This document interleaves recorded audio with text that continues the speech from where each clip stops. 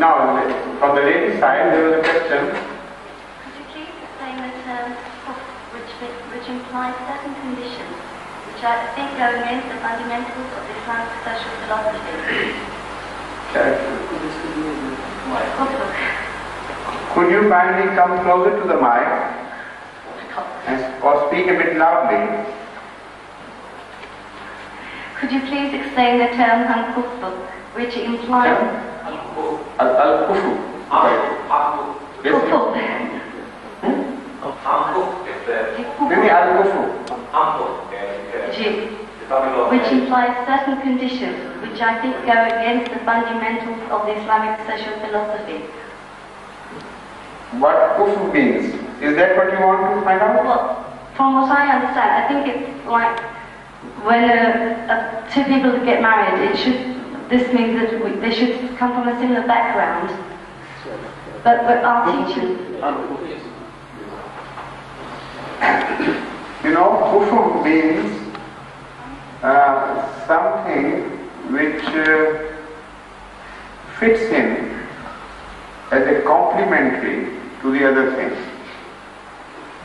Like fitting the jigsaw puzzle, one piece is fitted into another and there is no friction and no loopholes to fill. That is perfect kufu. Kufu means the system of complementing. So if something is incomplete without another, and that part fits into it, that is ideally the kufu. This is why Allah has no kufu, because He is complete by Himself. He does not let any part to come and make Him complete. So man and wife are to be treated like this. I mean, if a wife is to be sought by man or husband is to be sought by a woman, this is the principle which should guide them. When you find a true kufu, there is no friction of any sort left. There is a complete harmony and they work like one piece of a machinery.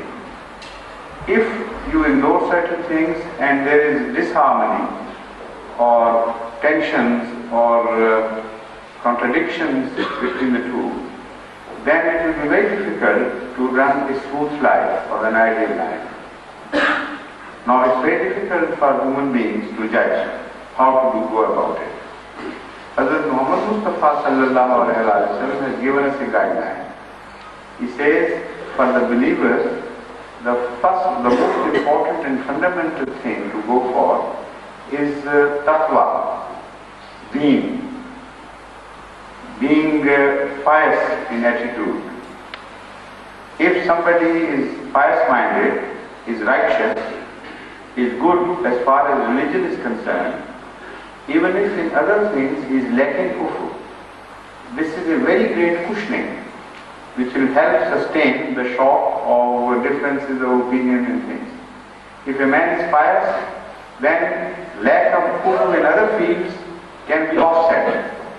If the man is a worldly person, materialistic in approach, then the lack of kufu will be pronounced to a degree where life can become a hell for the couple.